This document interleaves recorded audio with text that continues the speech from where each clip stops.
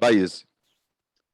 Hello, everyone. Good afternoon in Brazil, but good morning in Australia. And today I stay here in UDF, the Professor Paul Martin and the Professor Márcia Diegues, Professor Lorena Raquel. The Center Universitário do Distrito Federal, UDF, is glad to promote the International Law Course Week. We appreciate your presence in your International Law Course Week. Welcome.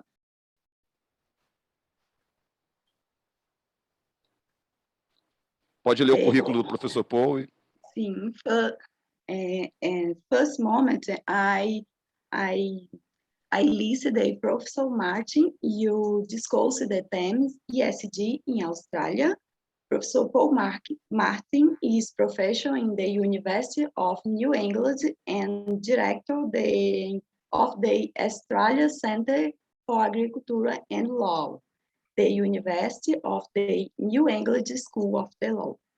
The Anglo Center is also rural governance, particularly of the natural resources and the interest of rural people.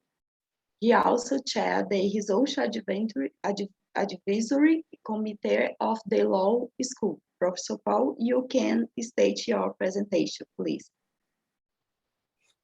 You can. Okay, so I'm ready to start. All right. So first, I apologize that I do not speak Portuguese, even though Paulo says that I do, but I don't. But I will take it slowly, and I'm happy to stop at any point if anyone says to have a stop. In this paper, I want to identify some of the issues that have happened partly as a result of COVID and partly from other causes, and some things, some similarities and some differences between Australia and Brazil.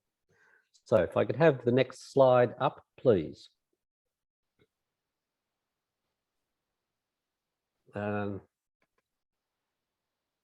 This is the one, yeah. So let's just look at some of the comparisons. So we're roughly the same size, our two countries, roughly.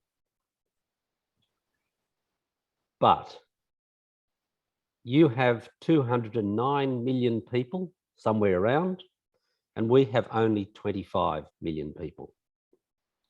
So Brazil is a lot more intensely occupied.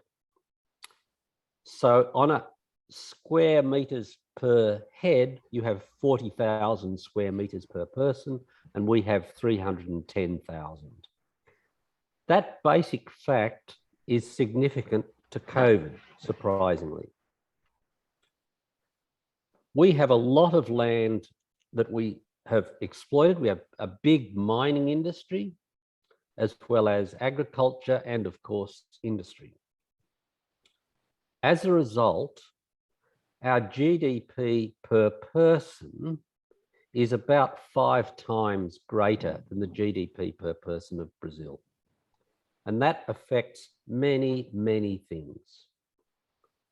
So we spend more than 5 times per person on healthcare. So your healthcare expenditure is a lot lower than us per person. Our carbon emissions are much greater because of industrialization and mining. So our carbon, Australia has a severe, makes a much greater contribution to climate change than its GDP in the world, which is a really bad thing. The governments spend about the same percentage of GDP in both countries, around 20-odd%.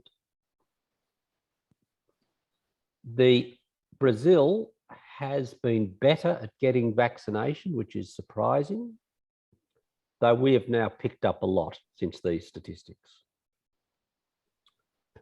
Where you start to see the differences, if you look at COVID deaths per million, and this is the most dramatic thing. So we had 39 deaths per million people. This statistic is about 7 or 8 months old, whereas Brazil had over 2,700. Massive death rate. So Brazil's COVID vaccination has been about the same as ours, but your death rate is much worse. Why? If you look at the health spend per person, that starts to give you a clear idea. Brazil can afford to spend a lot less on healthcare for each person than Australia can afford, and so we are getting a much lower death rate. There are other things that are interesting to compare. Environmental quality of environmental performance, Australia ranks much better than Brazil, though we have severe problems as well. And I think the Yale Index has been kind to Australia. And Brazil does much worse. And of course, for the Amazon, that's a significant part of its species loss and things like that. But the thing that's most important in the terms of difference is culture. So one of the things that you can say about Brazil's culture is it's almost always exciting. Lot of singing and dancing and partying and all that, and politics that is always interesting. Australia has a British culture. We are really quite boring. And that's a good thing, because we don't have the same degree of political volatility. And we have a slightly right-wing government, less right-wing than yours, but it's what we get excited about is pretty dull, and that's, for us, that's a good thing. Go to the next slide. Okay, let's look at some of the issues. So if you look at, then again, these figures are a little bit, they're a bit out of date, but it gives you an idea. Brazil went crazy with COVID and then began to get it more under control. Australia had a bit of COVID, and then it sat for a while, and then it went up, and now it's coming back down quite quickly. The issues we saw in Australia, the federal and state governments have not been able to work well together. They have different views about how you manage COVID, and that has caused serious problems. We spent about 20% of GDP to give an economic stimulus because of COVID. Brazil at this time had done about 12%. We have a much larger indigenous percentage of our population than Brazil, and COVID has been far worse in those communities. But there's a lot of good work to try and control this.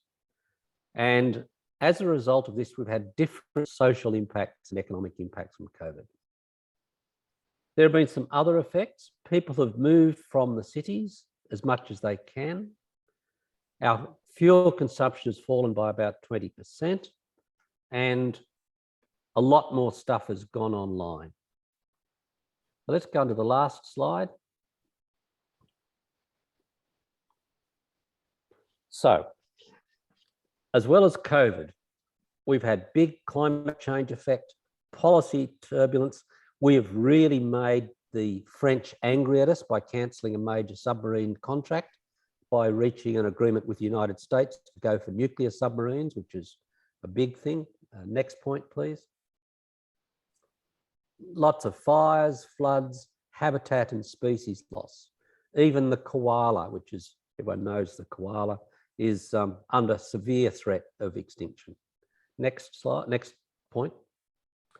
Energy markets are changing rapidly, and we are very much moving out of traditional coal-fired energy. Next. Environmental governance. We've had lots and lots of stuff going on. Our environmental governance system is really quite weak at the moment, and a lot depends on what happens to the next election. Next point. Aboriginal people's rights and politics, big issue in Australia, lots of turbulence, and COVID has exaggerated that more. Next, please. Lots of dynamics in the politics going on at the moment, and COVID again has made that more so. Next point. So the question I'll finish with is, how can governance thinking evolve to cope with what is emerging? Because it's shown many of the weaknesses in how we govern, and those are things that need to be addressed. Okay, I've now finished because I had a certain amount of time and I've finished my presentation. I'm happy to answer questions or add any comments if you want.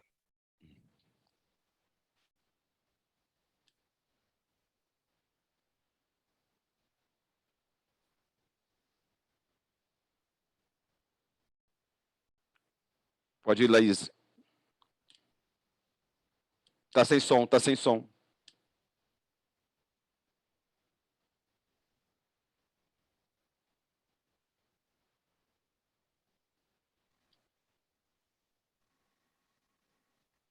Thank you for exposition, Professor Paul, and the governance is the important point in the ESG, and I'm grateful for consideration, because I think it's very important for us and understand about the difference and about between Brazil and Australia. And I think is the problems that you thought is real. And for example, Richard Rickson in your book talk about the name of the book is Spirit the Living, talk about the problems in the poor countries, and he said that the problems is real and take others problems, for example, mental health and problem with environment. I would like it. I like your explanation. Is very important. Thank you. Thank you. Do you want me to answer Arthur's question, or I can type it? And yes, and I have a question with you, and about the topic is how solution the problem the governance in the Brazil. Do you have advice for it? Okay. All right. So let me first answer Arthur's questions he put in the chat room. So Australia has a national health system that is very good, and it covers everybody to at least some degree. So it's not perfect, but everyone should be able to get healthcare if they need it. Responding to Lace's question, I really don't know how you fix things in terms of any country, including my own.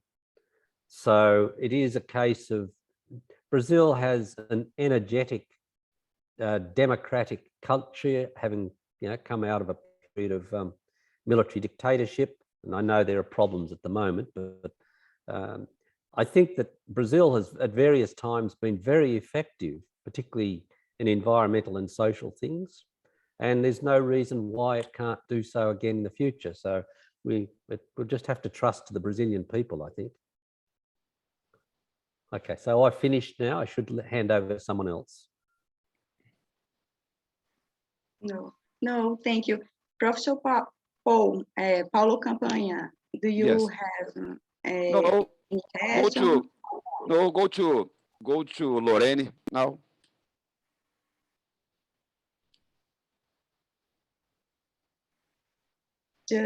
And now and continue the activities. The professor master Lorena Raquel will talk about the topic ESG in Brazil.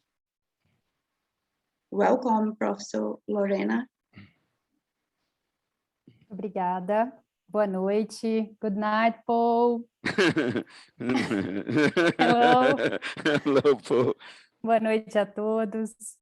Gostaria de cumprimentá-los, cumprimentar a UDF pela oportunidade, na pessoa da nossa mediadora e na pessoa do professor Paul. E vamos logo ao nosso tema. Eu vou falar um pouquinho para vocês sobre esse tema que está na moda, o tema do momento.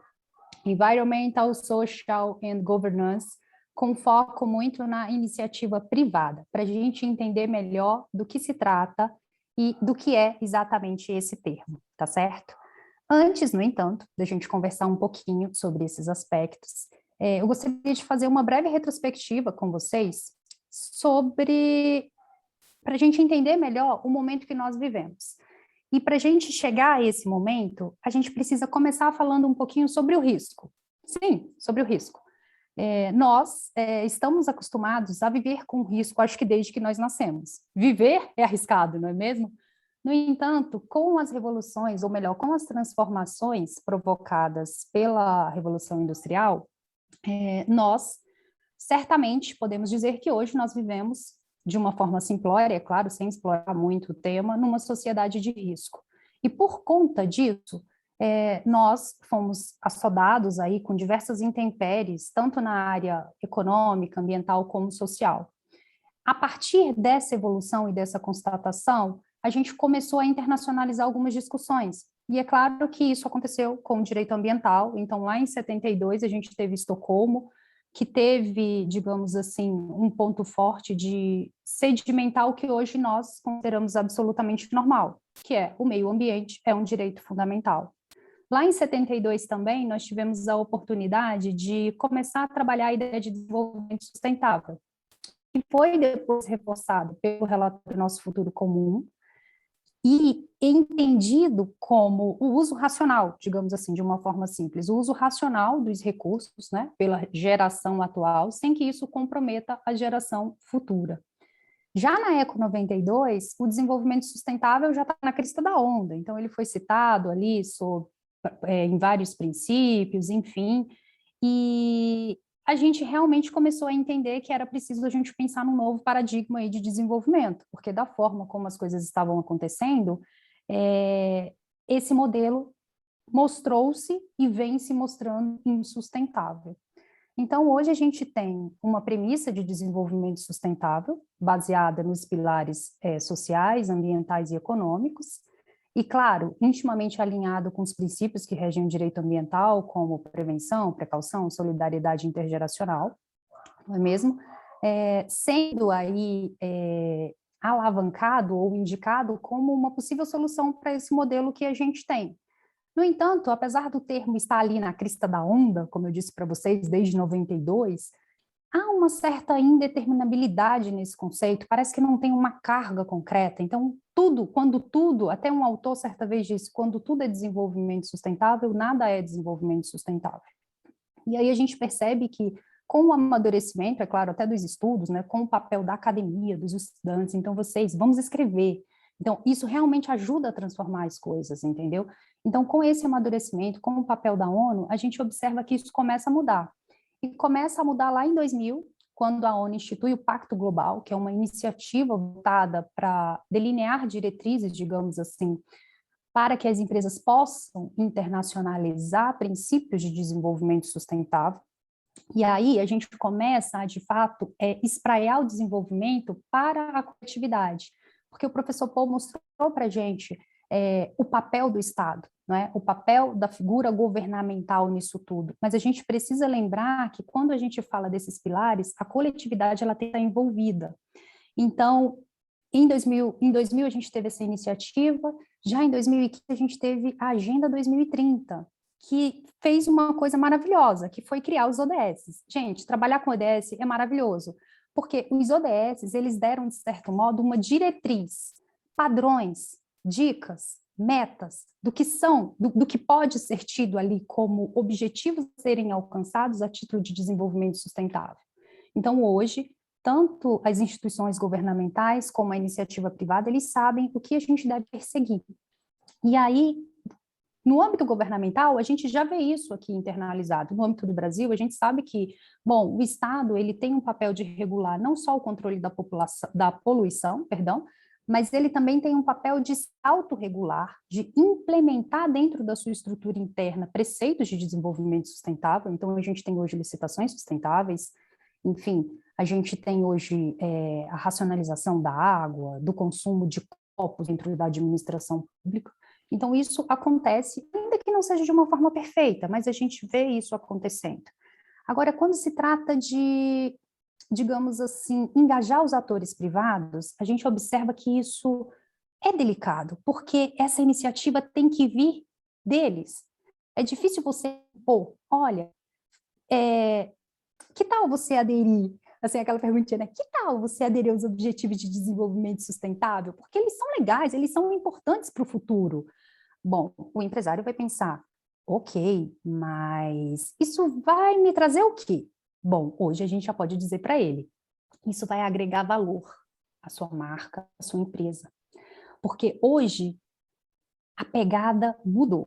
Hoje a gente tem uma pegada mais sustentável. E ela mudou e vem mudando muito por quê? Porque o mercado mudou.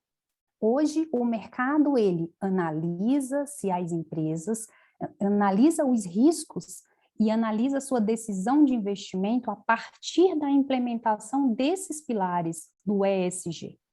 Então, a partir desses pilares, hoje o mercado analisa se ele vai fazer um determinado investimento ou não. E aí, eu falei para vocês de ESG, mas Lorene, como é isso? Isso é desenvolvimento sustentável? Isso é uma coisa nova? O que é? Bom, gente, esse termo ESG não é um termo recente. Ele foi cunhado lá em 2004, a partir de um trabalho da ONU com o Banco Mundial, e aí se surgiu digamos assim, esse termo muito calcado ali no âmbito do mercado financeiro.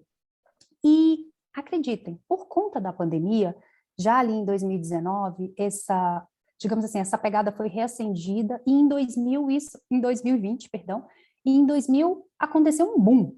Mas não aconteceu porque eu acho que aconteceu, é porque a Rede Brasil, do Pacto Global, fez inclusive uma pesquisa e identificou que em 2020 cresceu-se sete vezes, aumentou em 7 vezes a procura na internet por esse termo.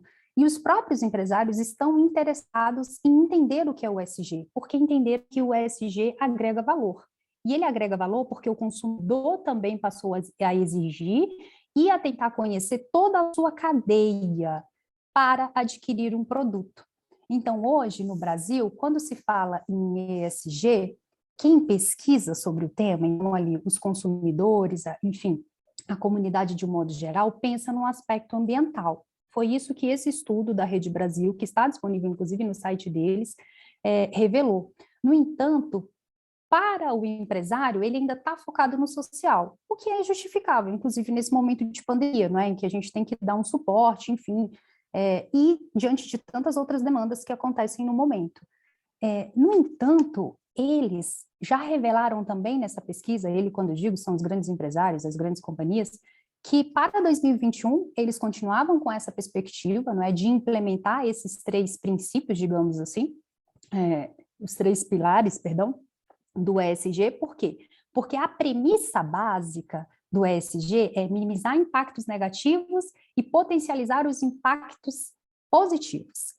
E aí a grande pergunta é, bom, o desenvolvimento sustentável, ele existe, já tem um bom tempo, enfim, mas só agora a chave mudou. E aí mudou por quê? Porque é algo novo no âmbito das empresas, o ESG? Não, não é algo novo. Inclusive, isso é uma coisa que é importante a gente conversar. Na verdade, o ESG está inserido no âmbito do desenvolvimento sustentável. O que é novo é a exigência do consumidor e a mudança de chave do mercado. Isso aí é novo. E aí, a conjunção dessas duas forças está fomentando uma grande mudança no empresariado. Então, por exemplo, a Nestlé anunciou agora, no final de setembro, início de outubro, que deixará de utilizar, parece algo simples, mas deixará de utilizar tampas nas suas garrafas PETs. E com isso deixarão de ser lançadas no mercado 35 milhões de tampas ao ano. Então, essa empresa ela está focada na redução do lixo. Bom, a Ambev, a Colgate-Palmolive e a Suzano estão pensando num formato para incentivar a devolução de produtos que podem ser reciclados e, com isso, bonificar quem devolver, porque é para incentivar, digamos assim, essa troca e incentivar essa reciclagem. Enfim, hoje existem inúmeras iniciativas com relação a isso. E aí a empresa que quer se adaptar hoje tem um caminho muito mais tranquilo. Por quê? Porque a própria Rede Brasil, o próprio Pacto Global, já trazem, já disponibilizam todo o caminho que é necessário para que essas empresas se adequem e internalizem esses ODS. Porque é isso que acontece. Se você internaliza essa prática de ESG, necessariamente você internaliza os ODS. Eu já estou finalizando, e nesse momento de pandemia, pós-pandemia, eu acho que é muito importante a gente recitar uma frase, digamos assim, um slogan da Agenda de 2030, que era justamente o seguinte, temos a Agenda de 2030 para o desenvolvimento sustentável, e nessa agenda, os países eles se comprometeram a adotar soluções ousadas para a gente alcançar o desenvolvimento sustentável, sem deixar ninguém para trás. Então, nós estamos num momento em que todos os pilares do desenvolvimento sustentável estão, de certo modo, desequilibrados, tanto do ponto de vista social, como do ponto de vista econômico, como do ponto de vista ambiental. E muito pelo momento que nós estamos vivendo. Então, se antes a gente tinha dificuldade em implementar os ODS e, consequentemente, os ESGs, imaginem agora. Então, é importante que a gente pense numa evolução, mas a gente pense numa evolução sem deixar ninguém para trás. É isso. Obrigada. Laís, fala em português mesmo, já que já tá no embalo. Agora compartilha só um pouco da sua pesquisa, que a Laís, ela é mestranda e o foco dela, ela está muito especialista no assunto. Aproveita que está em português, já está no sistema para transmitir para o inglês, fica à vontade agora, né? Então, obrigada, professora Lorene, pelas suas considerações. Muito, muito legal a palestra, as considerações que foram feitas. Como o professor Paulo disse, eu tenho pesquisado sobre o tema ESG, né? O meu foco é compliance no programa de diversidade e inclusão. Algo que eu venho percebendo e que é bastante ressaltado durante as discussões sobre o tema ESG, é que, nesse momento, nós estamos vivendo uma transição de um modelo econômico, né? Nós estamos saindo do modelo shareholder, que é aquele modelo que visava o lucro acima de tudo, e indo para um modelo de stakeholders, onde até o John Ellington, ele trouxe isso no livro dele, né? No Cisne Verde, a questão de um capitalismo mais regenerativo. Outro aspecto que também tem muito a ver com a questão do tema, para essa mudança, é as questões geracionais, que você falou no seu discurso, né? E a gente percebe que a geração Z, ela é uma geração que ela está totalmente envolvida com essa temática, né? Então, ela são futuros consumidores, né? São futuras forças de trabalho que cada vez mais estão buscando essa temática, né? Elas se preocupam com a roupa que elas vão comprar, porque elas não querem saber da qualidade da roupa, elas querem saber como aquela roupa foi produzida, se houve evidências, se na empresa eles praticam trabalho infantil. Então, tudo isso, essa geração Z, ela vem levando em consideração na hora de efetuar as compras. Então, e outro aspecto também é a questão da urgência, né, que vocês já ressaltaram bem, tanto o professor Paul como você, a questão da urgência climática, que veio acelerar todas essas temáticas. Perfeito. Perfeito, Laís. Eu estou absolutamente apaixonada por esse tema, porque pela primeira vez eu vejo luz no fim do túnel. Então, assim, o que eu penso, inclusive com relação... Esse evento quase não sai, porque o professor Paulo Campana não quer me enquadrar como millennial. Então, ficamos discutindo esses detalhes para vocês verem, entendeu? Então, assim, brincadeiras à parte, realmente, o que eu percebi, então, excelente que você está pesquisando sobre isso, porque a gente precisa escrever sobre o tema. Existem muitas reportagens, muitas, mas existe pouco material acadêmico. Então, é o grande nicho aí para a gente pesquisar, tá certo? Perfeito. Obrigada, professora Lorena. Agora a gente vai ouvir a professora Márcia, né? Eu vou ler rapidamente o currículo dela, só um momentinho.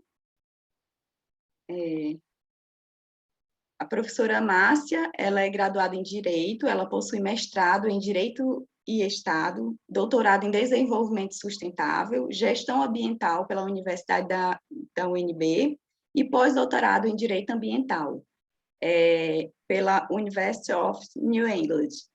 Atualmente, ela é procuradora do Estado do Paraná, em Brasília, e professora de Direito Ambiental e de Direito Administrativo da graduação e do Programa de Doutorado e Mestrado do Centro Universitário de Brasília, UniCeub. Então, com a palavra agora, a professora Márcia Luzenge. Paulo, você quer que eu fale em inglês ou em português? Eu acho que fica melhor para o Paul, né? Paul, acho que Márcio speak in English to facilitate the communication with you. No, she can do it in Portuguese. Português? Português? Yes. Ok. All good. Então mantém em português. We have a translate system that you can see about the slide. Então vai. Yes, I've been following that. Yes. That's good. All good. Vai português, então. Ok, então tá, vou falar em português. I will speak in Portuguese because Paulo made me speak in Spanish 2 days ago in another congress. And I didn't know I was meant to speak in English in this one. It's not really a problem, but anyway, I think it's better even for the students to understand what I'm saying. I think it's better in Portuguese. But Paul, good morning for you and good night for everybody in Brazil. It's very nice to be here with you again in another event, and I hope that we can see each other in person soon as this pandemic is over. E para todos, muito boa noite aqui no Brasil.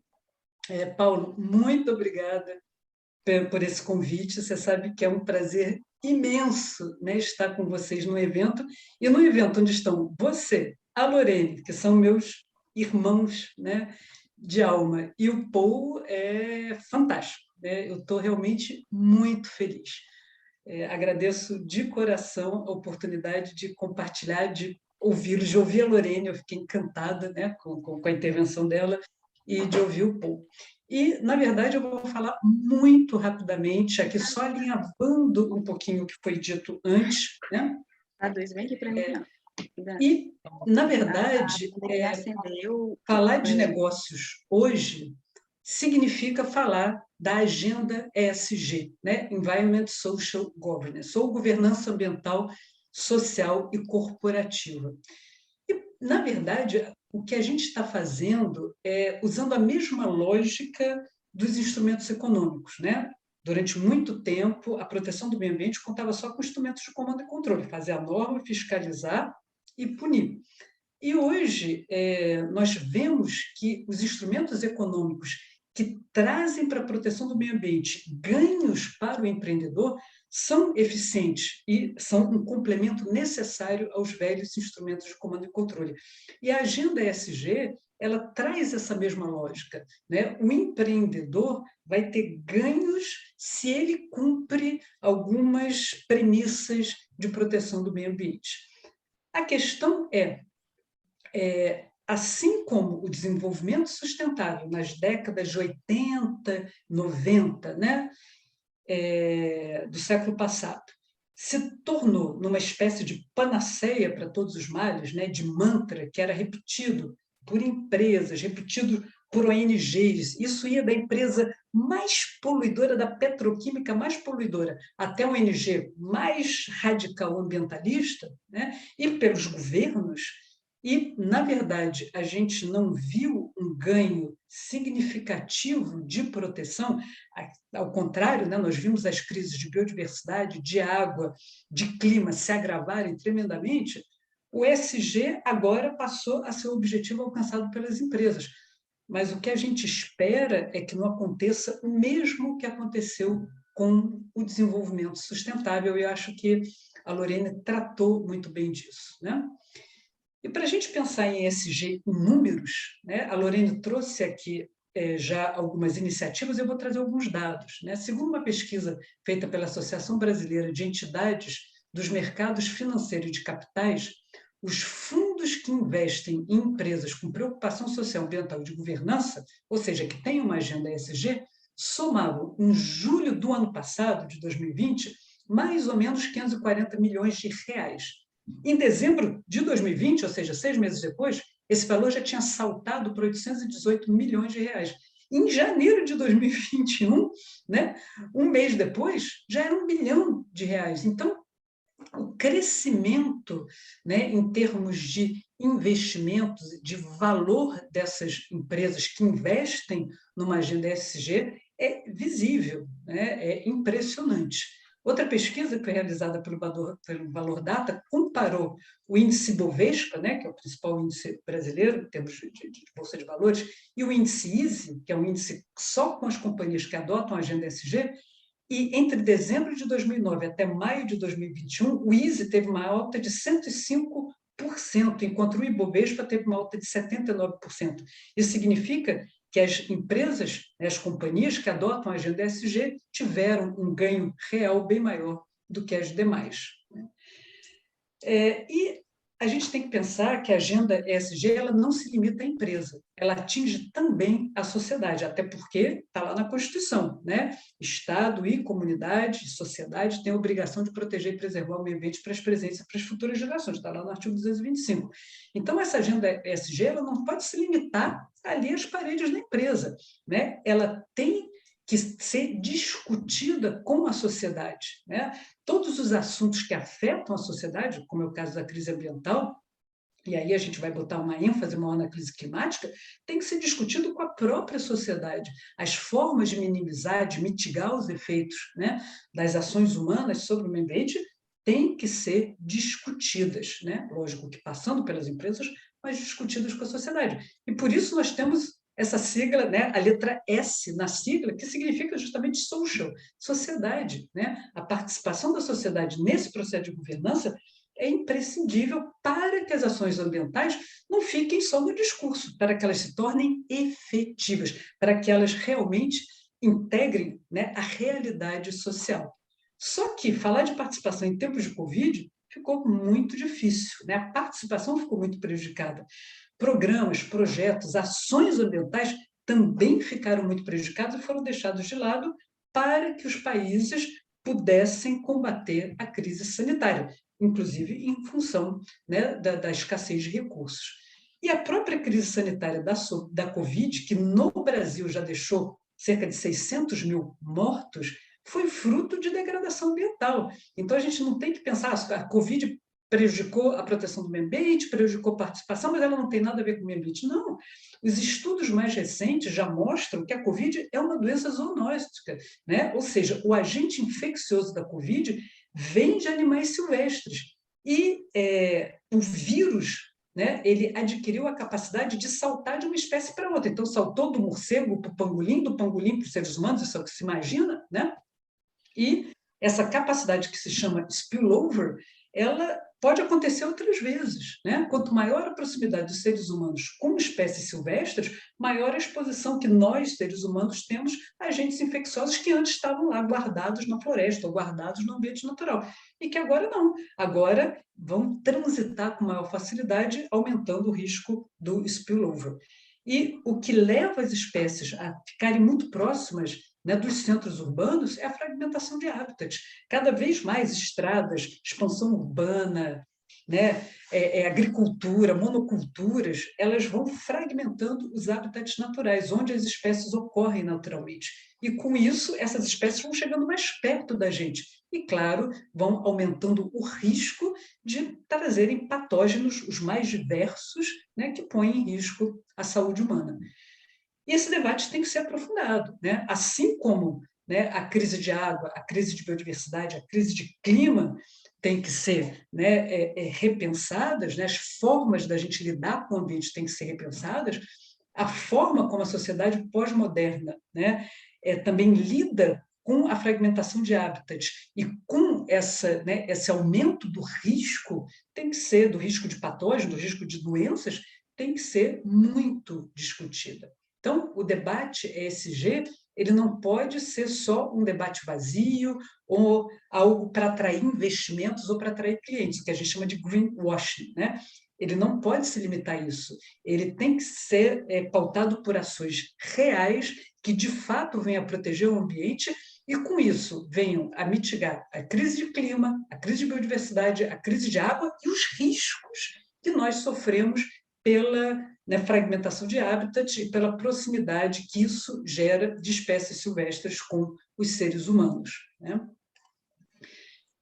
Discursos vazios, eles não têm efetividade, eles não servem para nada. Às vezes servem para a empresa ganhar um pouco mais, né? Mentindo, dizendo que está cuidando de meio ambiente. E, obviamente, mentira tem perna curta, e em pouco tempo a sociedade percebe que aquilo ali não é verdade e essa empresa passa, então, a perder, né, a lucratividade. E mais, né, esse falso discurso, ele dá à sociedade também uma falsa percepção de que alguma coisa está sendo feita. Aumenta a sensação de segurança da gente, quando, na verdade, o risco é que aumentou.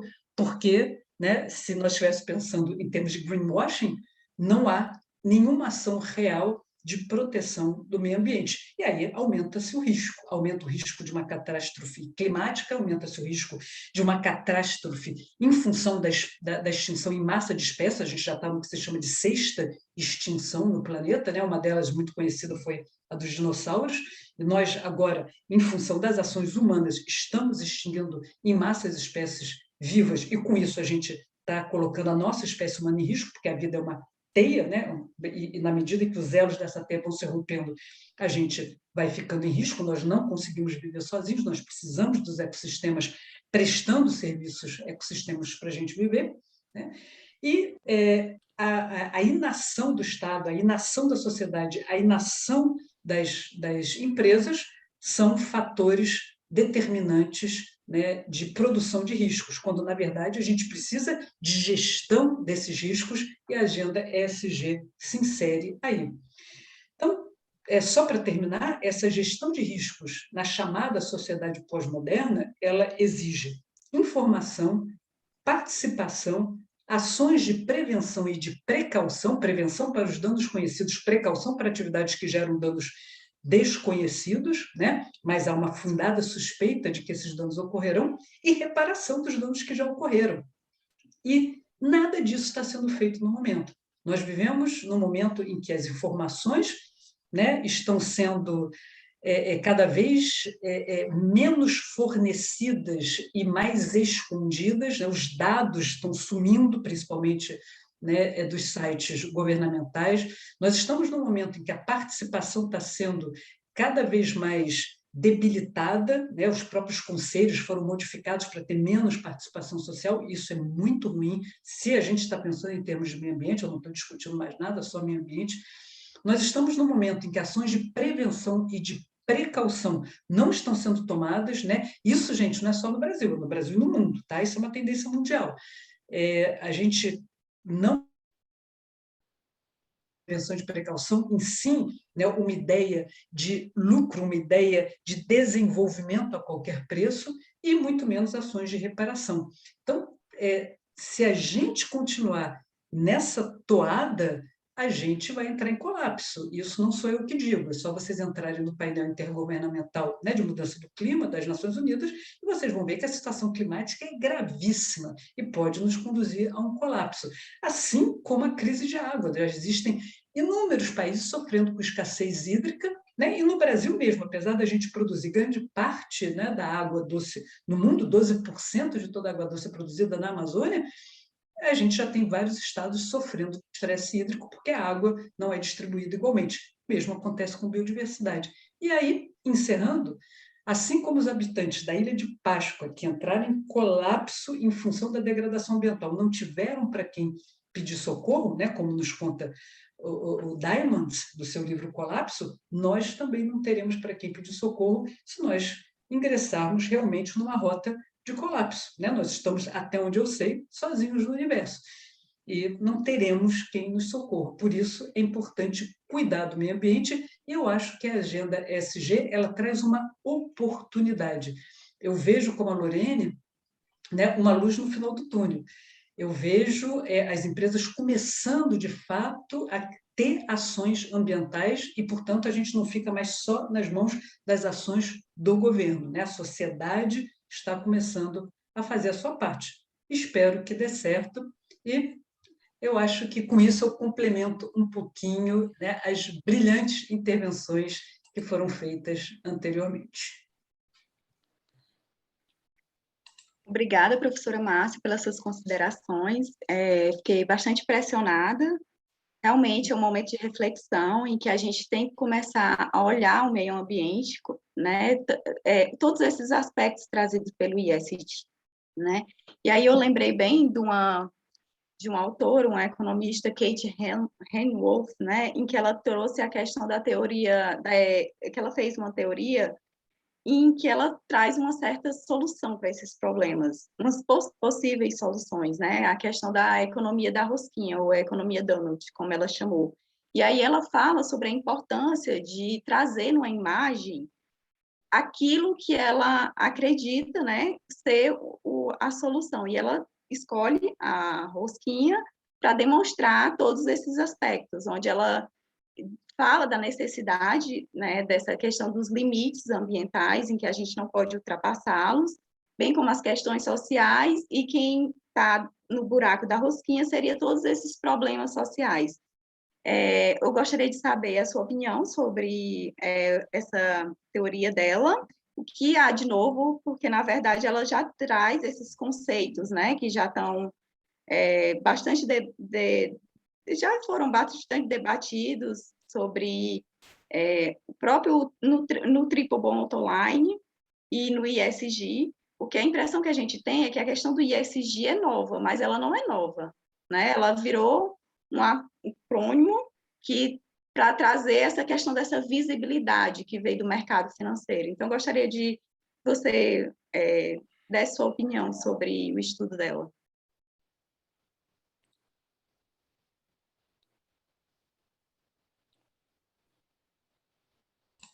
Deixa eu tirar o mute aqui. Essa teoria, ela não é uma teoria nova, né? Inclusive, a gente tem várias formas, né, de analisar o crescimento, alternativas para o crescimento a qualquer custo, né? A gente tem vários autores que discutem, né, a teoria do cowboy, a teoria Donut, né, ou a teoria da rosquinha, né, como uma proposta para o século XXI, e que, na verdade, a ideia é que a gente consiga compatibilizar, né, recursos naturais com proteção dos recursos naturais com desenvolvimento. E, na verdade, o que a gente tem que pensar é que, quando a gente fala em desenvolvimento, a gente está falando em usar recursos naturais, né?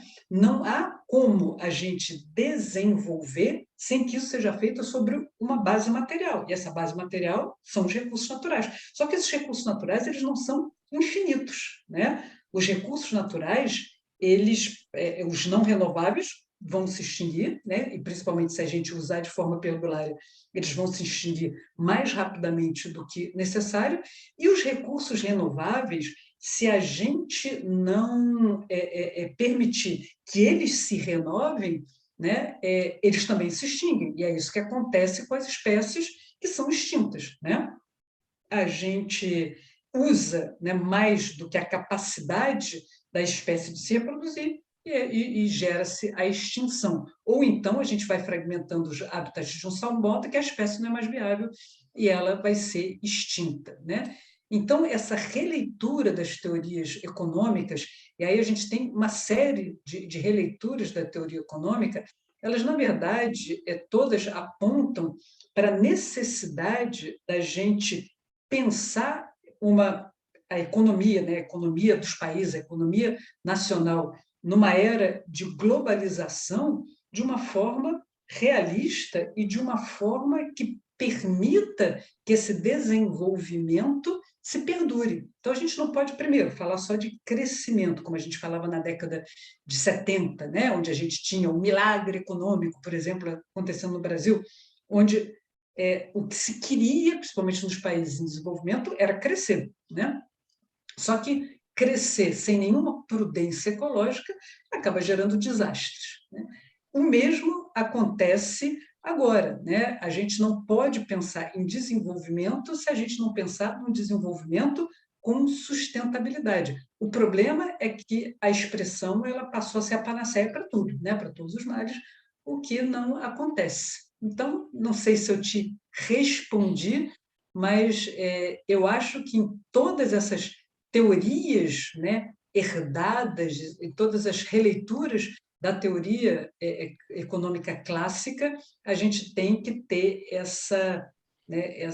esse norte aqui de conseguir vencer a crise ambiental e mais, né? A gente conseguir ter relevância social, como saúde, educação, né? Habitação, trabalho, e, obviamente, tudo isso tem que ser economicamente viável, né? Respondeu sim, professora, brilhantemente. Outra coisa que a gente ouve muito nessa questão da divulgação da agenda é a questão de diferenciar o ESG e o termo sustentabilidade. Teria diferença nesses termos ou eles tratam do mesmo assunto? Lorene, quer falar um pouquinho? Que você começou a falar de ESG e desenvolvimento sustentável, depois eu complemento?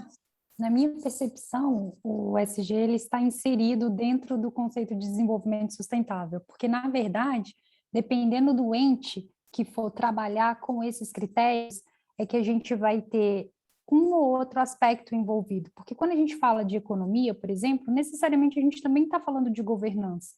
E no âmbito privado, quando eu falo de governança, eu também, embora eu tenha uma pegada ali no combate à corrupção, enfim, mas isso também se aplica para o setor público. Então, assim, na verdade, os termos eles estão muito imbricados, na minha opinião. Eu não vejo muito como uma diferença. Inclusive, no Pacto Global, quando eles vendem, digamos assim, essa ideia, eles tentam sempre passar, inclusive tem até uma entrevista do diretor-presidente que ele diz o seguinte, olha, o ESG não é uma revolução, na verdade, ele é a sustentabilidade empresarial. Ele sempre existiu. Entendeu? Esse conceito não é novo. Agora, o que precisa é a gente implementar, que era o que a gente não estava fazendo. Então, muito nesse sentido. Eu vou aproveitar a professora Lorene. O professor Paulo quer falar? Desculpa, professor. Não, vai você, depois eu falo. Eu ia aproveitar a professora Lorene para também sanar outra dúvida. Professora Lorene, o fato do ESG virar uma tendência, você acha que isso dificulta a implementação efetiva da agenda?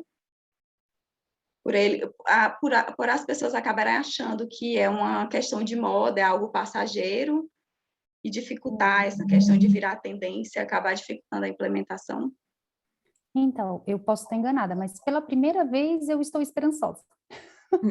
Eu acho que não vai ser uma tendência, pelo seguinte, nós estamos numa geração diferente, efetivamente diferente. Então, uma determinada empresa liberou uma foto ali dos seus funcionários no topo de um prédio, mostrando que, enfim, estavam todos lá, juntos, aglomerados, sem diversidade, homens, brancos. A sociedade imediatamente reagiu, entendeu? E, aparentemente, é algo simples e comum, isso tem ocorrido, mas, mesmo assim, hoje há uma inquietude, entendeu? Então, eu penso que aqueles que tentarem fazer um discurso vazio, eles vão ser cancelados. Então, eu vejo hoje com uma perspectiva melhor nesse sentido, porque, como você até colocou, Laís, essa geração é uma geração que ela quer saber a respeito de toda a cadeia. Então, hoje, o produto por si só não é suficiente. Às vezes, eu até pago mais caro por um produto se na cadeia eu priorizo uma comunidade, enfim, uma comunidade tradicional, muitas vezes, se eu priorizo o produto rural, familiar, existe hoje essa pegada. Realmente, eu tenho mais esperanças. Eu concordo também. Eu acho que talvez a gente realmente esteja vendo uma mudança de consciência, né? Os consumidores no Brasil e talvez mais ainda, né? Em países mais desenvolvidos, a gente vê uma mudança de consciência. Então, é a esperança que a gente tem que ter, né?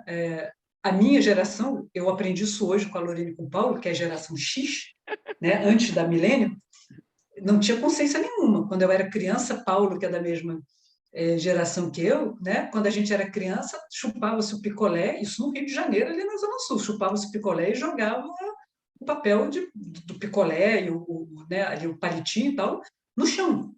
Ninguém tinha preocupação de jogar no lixo, né? Isso eu não estou falando né, das classes mais baixas com pouca instrução, estou falando ali na Zona Sul do Rio de Janeiro, onde supostamente todo mundo era instruído. E ninguém tinha preocupação, as pessoas abriam a janela do carro e jogavam o lixo no meio da rua, né? E hoje é difícil a gente ver isso, né? É muito difícil a gente ver isso acontecer. Então, alguma coisa realmente está mudando. Não sei se é o suficiente para impelir, né, ou compelir as empresas a mudarem também. E aí a gente conseguir realmente ver resultados concretos em termos de proteção do meio ambiente. Mas é melhor do que nada. Então, como a Lorene, vejo uma luz no final do túnel. Espero que essa geração Z... Acho estranho Z, porque Z é a última letra, né? Depois vem o quê? Vem milênio. Não, Depois do milênio Z veio que é o antes. milênio. Não, é Não, depois. milênio é antes. Milênio é antes. Foi a X, a milênio, a Z... Não, depois... é X, Y, Z e milênio. Ah, é? Então foi... Pode ver, pode pesquisar. Fizeram uma fake news para a Lorene. Ah, então tá. Porque eu já estava aqui acreditando no que vocês tinham colocado. Então, espero que a próxima geração aí, que ela realmente consiga o que a gente não conseguiu, né? A minha geração falhou tremendamente em proteger o meio ambiente. Aliás, falhou em tudo, né? Vamos ver se as próximas conseguem. Laís, eu quero falar, e você vê o melhor momento, se você tiver alguma consideração. Não, professor Paulo, pode falar. Eu tinha uma pergunta também depois para o professor Paul, mas vou esperar o senhor falar para depois a gente Tá. continuar. O professor Paul está nos momentos finais, que ele já tem uma live já em seguida. Mas é o que eu não posso, eu não ia falar, não, eu queria deixar, e a escolha da Laís se comprovou muito. A Laís tem um artigo de Greenwash, nós publicamos, foi até um resumo de um congresso que a gente publicou junto. Então, assim, a escolha foi muito acertada. A Laís é a nossa mestranda, assim, que eu vejo, que mais conhece da temática, muito dedicada, e exatamente tudo que vocês foram falando, ela já vem, a gente vem discutindo, tenho aprendido com ela. E uma coisa que me chama a atenção, a professora Márcia, para quem não sabe, foi minha orientadora no mestrado e doutorado, que mora no meu coração. Ela é uma professora que, mais de 10 anos, que fiquei no grupo de pesquisa dela, e uma coisa que me chamou muita atenção, e a intenção de nós colocarmos esse webinar, que aí já está com 80 pessoas, foi provocar reflexão. E eu destaco isso porque nós temos um hábito em comum que nós descobrimos depois. A professora lê muito jornal estrangeiro, né? Então, leu The Guardian, Le Monde e outros. E um hábito que eu adquiri de uns anos para cá, todo dia eu leio também o New York Times, o Le Monde e La Repubblica da Itália. E tem uns 2 anos, não tem muito tempo, eu leio o Valor Econômico todo dia. Só hoje que eu não li, mas até ontem eu estou atualizado. E algo que me chamou muita atenção, e eu e a Laís éramos de um mesmo grupo de WhatsApp, e eu comecei a compartilhar, me chamou a atenção demais que quase todo dia no Valor Econômico, que cuida do mercado, tem pauta ESG. Então, por isso que a temática desse webinar foi exatamente ESG, porque essa é, como diz a Lorena, é a linguagem do mercado. O mercado está falando isso. Diferentemente de preocupação ambiental, que se preocupava com o meio ambiente, com a água, interessava poucos, como a Lorena falou, o risco hoje não tem fronteira. Desde a época, né, de Ulrich Beck começou a falar sobre risco, onde Bhopal, Fukushima, onde deixou de existir nós e eles, hoje o risco ele é global. E esse risco passou a ser preocupação de todos. E quando começa a impactar ao próprio mercado, onde as atividades econômicas a serem desenvolvidas são impactadas pela falta do cuidado do meio ambiente, aí começa a existir a preocupação. Então, hoje, o mundo, quase todo dia, existe, até alguém perguntou aqui para o professor Paul, mercado de carbono e pauta ESG, que são, na realidade, são indicadores. Nós já temos lá 17 Objetivos de Desenvolvimento Sustentável da Agenda 2030 da ONU, com 169 metas. Então, na realidade, eles pegaram pontos que afetam diretamente o mercado. O ESG ele tem uma pegada muito específica, e aí, como a Lorene destaca, onde nos dá esperança, porque a partir desses indicadores, são cumpridos ou não, haverá relação econômica ou não. Então, se não houver uma certificação, uma ISO, alguma coisa, e aí vem a grande preocupação do greenwash, como a Laís já publicou a respeito, se realmente é fachada, só diz que faz, ou se não faz, ou realmente ou não. E aí, essa mudança da mentalidade, a Hillary, inclusive, postou aqui, ela está fazendo uma pesquisa, não sei se ela continuou com a proposta, Hillary, se você puder abrir, sobre utilização de mão escrava por certas marcas. É uma das propostas de pesquisa dela. Hoje em dia, não há mais só a preocupação de preservação do meio ambiente, sim como isso está sendo feito. Inclusive, se a mão de obra escrava está sendo utilizada para algumas marcas. Eu assisti uma apresentação da Hillary, do projeto de pesquisa dela, ela mostrou, não vou aqui repetir as marcas, matérias com marcas suspeitas com trabalho escravo no Brasil. E hoje isso impacta diretamente as relações econômicas das empresas. E aí, quando sente no bolso, na realidade, o coração do ser humano, ele é o bolso, a partir do momento que pesa no bolso, porque o cinto de segurança, eu sou da geração da professora Márcia, claro, né, que ela era burguesa da Zona Sul, eu não. Então, eu sou da geração que não usava cinto de segurança. Eu demorei a ter a consciência de usar o cinto de segurança. Eu demorei, não sei se a professora Márcia, eu demorei muito a pegar o ar, às vezes saía, e aí a pessoa assim, pô, não vai usar o cinto? Ah, que cinto. Quando você começa a ser multado, tem um guarda na esquina para te multar, você não vai, principalmente se você for multado. Então, assim, quando o coração do ser humano é o bolso, realmente. Se esse bolso ele começa a ser atingido, aí você começa a ter providência, não só no campo individual, como no campo coletivo e até mesmo nas empresas. Então, eu vejo o ESG, e esse é o objetivo, a gente vai chegando ao final, e assim, que eu vejo ele foi plenamente atingido, é apenas causar reflexão.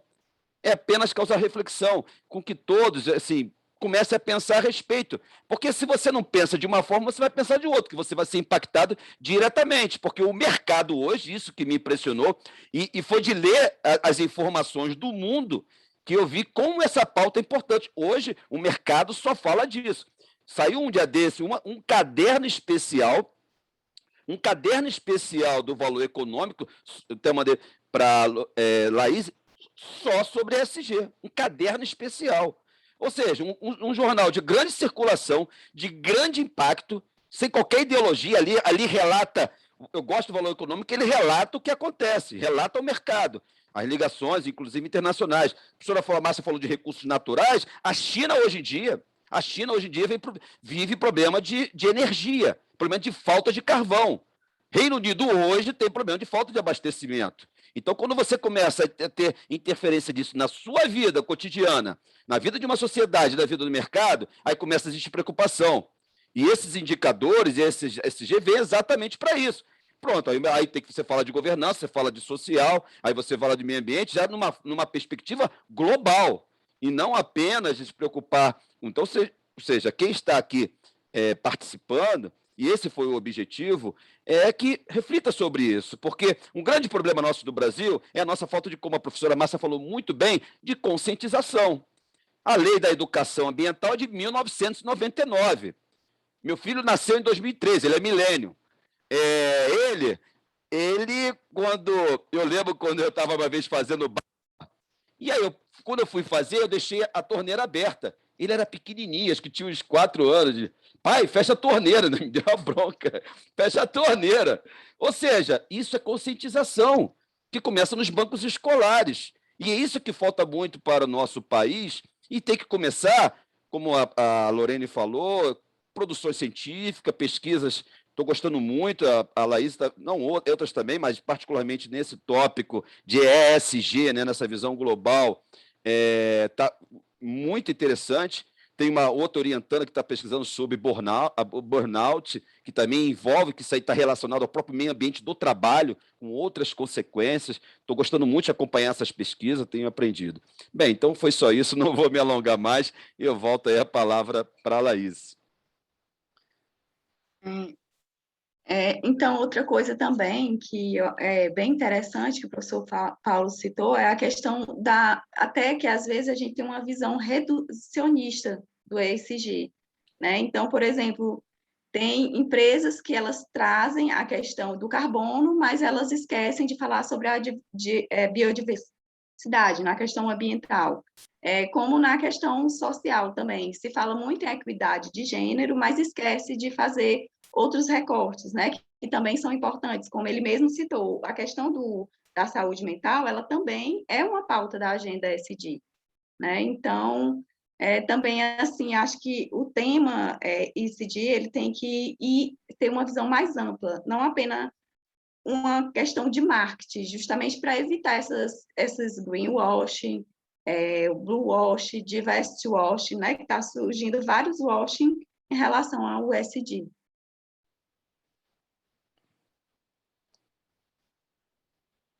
Cortou. Terminou? Eu terminei minha fala, eu gostaria de agradecer as professoras Lorene e a professora Márcia, agradecer também o professor Paul pelas considerações. Eu creio que eles trouxeram relevantes considerações sobre o tema ESG. Como o professor Paulo ressaltou, é um tema que é uma tendência, eu não gosto de usar esse termo tendência, até porque a gente já viu aqui que tem que ser uma coisa que tem que ficar efetiva, né? Mas é um tema bem instigante, eu estou gostando muito de pesquisar sobre o tema, como a professora falou, a professora Lorene, ainda falta muito, né, essa questão da referência bibliográfica, porque tudo é muito novo, e exige mais produções científicas. E um ponto da fala do professor Paul, que ele ressaltou, que é a questão da governança, isso é de extrema relevância. Acho que isso é o ponto central do ESG, né? Uma boa governança ressalta a questão da transparência, dá mais visibilidade e também confiança para o tema. Então, eu não sei se o professor Paul ainda está na sala, professor. Não, já saiu, ele precisou sair. Então, eu encerro aqui o debate, agradecendo a todos que participaram e agradecer pelas brilhantes contribuições que as professoras trouxeram. Então, muito obrigado, professora Márcia, professora Lorene e a todos aqui presentes. Até a próxima oportunidade. Pode terminar a gravação. Obrigada.